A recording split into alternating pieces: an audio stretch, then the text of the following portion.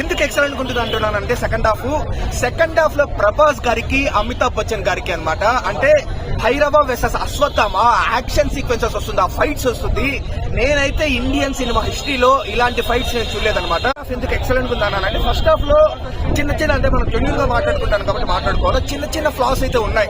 అరే ఇంకొంచెం ఆ స్టోరీ బిల్డింగ్ మనకి ఇంకొంచెం బెటర్ గా చేసి చూపించిండొచ్చు కదా, ఆ కాంప్లెక్స్ వరల్డ్ కావచ్చు, లేకపోతే ఈ రెబల్ కష్టాలు కావచ్చు, ప్రభాస్ గారికి ఇంకొంచెం స్కోప్ ఇచ్చిండొచ్చు కదా అని మనకు అనిపిస్తుంది. బట్ ఓవరాల్ గా ఈ మైనర్ ఫ్లాస్ ప్రతి మూవీలో ఉంటుంది, కానీ మనం బయటకు వచ్చేసరికి మనం ఎంత ఎంజాయ్ చేస్తాం అనేది one of the most important things. కాబట్టి నేను 3 hours మూవీలో 2.5 hours నేను ఎంజాయ్ చేస్తాను బ్రో. సో ఓవరాల్ గా నా పాయింట్ ఆఫ్ వ్యూ నాకైతే నిజంగా చాలా బాగా నచ్చింది. నా టికెట్ వర్త్ అని నాకు అనిపించింది. అండ్ ఒకే ఒక విషయం నేను చెప్పాలనుకుంటాను, ఏంటంటే చాలా మంది మహాభారతం కావచ్చు లేకపోతే రామాయణం కావచ్చు వీటిని మైథాలజీ అంటూ ఉంటారనమాట. మైథాలజీ కాదు, హిస్టరీ అనడం కరెక్ట్. అవి మన చరిత్ర అనమాట. సో మోర్ దాన్ పురాణాలు. సో ఆ చరిత్రని, సైన్స్ ఫిక్షన్ ఎలిమెంట్స్ ని, ఈ 2098 లో ఫ్యూచరిస్టిక్ టెక్నాలజీస్ ని మూడింటిని కలిపి తీసిండే మూవీ ఇది వచ్చేసి. సో ఓవరాల్ గా మంచి ఫీల్ ఉంటుంది మనకు బయటకు వచ్చేసరికి. అండ్ క్యామియోస్ బ్రో, ఎన్ని క్యామియోలు మీకు అంత చాలా మందికి తెలిసే ఉంటుంది. దుర్గా సల్మాన్, విజయ్ దేవరకొండ, మృణాల్ ఠాకూర్, ఇంకా వాళ్ళనే హీరోలే కాదనమాట, హీరోయిన్స్ నే కాదు, డైరెక్టర్స్ కూడా వదలలేదు. రామ్ గోపాల్ వర్మ కావచ్చు, రాజమౌళి కావచ్చు, అనుదీప్ కావచ్చు. సో రామ్ గోపాల్ వర్మ గారు, రాజమౌళి గారు వచ్చినప్పుడు నేనైతే నిజంగా బాగా ఎంజాయ్ చేస్తాను అనమాట ఆ కన్వర్జేషన్స్. సో వాళ్ళిద్దరు క్యామియోలు నాకు చాలా బాగా అనిపించింది. ఓవరాల్ గా ఫస్ట్ హాఫ్ అక్కడక్కడ స్లో పేస్ నరేషన్ ఉన్న మూవీ మనం బయటకు వచ్చేసరికి మంచి మూవీ. అంతకును కమల్ హాసన్ గారు 40 years తర్వాత కలుసుకున్నారు స్క్రీన్ మీద.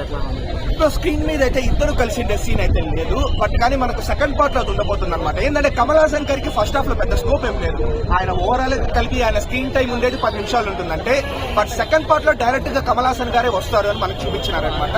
సో అక్కడ ఉంటుంది. And more than Amitabh Bachchan and Kamal Haasan, it's like Amitabh Bachchan versus Prabhas అనమాట.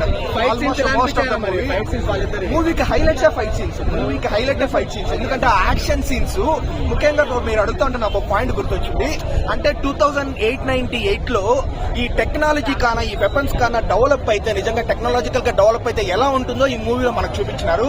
నేను థియేటర్ లో ఉండేంతసేపు ఏదో 2024 లాగా నేను ఫీల్ అవ్వలేదు అనమాట. 2098 లాగానే నేను ఫీల్ అయినా చూసేటప్పుడంతా.